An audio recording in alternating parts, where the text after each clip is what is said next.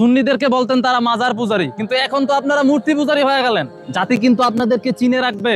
আপনারা হাসিনার আমলে চিল্লাইতেন, কিন্তু ইউনূসের আমলে হাসিনার আমলের চেয়েও বেশি দেখতেছেন হিন্দুদের সাথে ঘষাঘষি, মূর্তি পূজার পক্ষে বক্তব্য দেওয়া, কিন্তু কিছুই আপনারা বলতেছেন না। এটা কিন্তু জাতি মনে রাখবে আপনাদেরকে, যে আপনারা শিরকের সাথেও আপোষ করে নিয়েছিলেন। আপনারা কথায় কথায় বলতেন মাজার পূজারী। আমি শুধু মুফতি আব্দুল মালিক সাহেবকে বলছি না, আরো যারা আছে কমি ঘরানায় কিছু আছে যারা শিরকের বিরুদ্ধে হমানে হুদা জায়গায় চিল্লাইতো। জামাতের মৌলবী আছে অনেক অসংখ্য যারা শিরকের বিরুদ্ধে খালি কথায় কথায় শির শির করে চিল্লাইতো। এরা কিন্তু এখন একেবারে বোবা শয়তানের মতো আছে, কোনো বক্তব্য দিতেছে না শিরকের বিরুদ্ধে। তারা একেবারে এখন মানে দেখাও দেখতেছে না, কারণ এখন তো তাদের দলের লোকরা হিন্দুদেরকে শুভেচ্ছা দিতেছে, দুর্গাপূজার শুভেচ্ছা দিতেছে। তো নিজের দলের লোক যদি শিরকের পক্ষে কথা বলে বা আকাম কুকাম করে, সেটার বিরুদ্ধে কি আর বলা যায়? এই জন্য আপনারা বলতেছেন না, চুপ আছেন। তো আপনারা যেসব মৌলবীরা কথায় কথায় শিরক বলে চিল্লাইতেন, আবার সুন্নিদেরকে বলতেন তারা মাজার পূজারী, কিন্তু এখন তো আপনারা মূর্তি পূজারী হয়ে গেলেন। জিনিসটা তো এমনই হয়ে গেল, আপনারা যাদেরকে কথায় কথায় মাজার পূজারী বলতেন, আপনারা মাজার পূজারী বলতে বলতে নিজেরাই এখন মূর্তি পূজারী হয়ে গেলেন।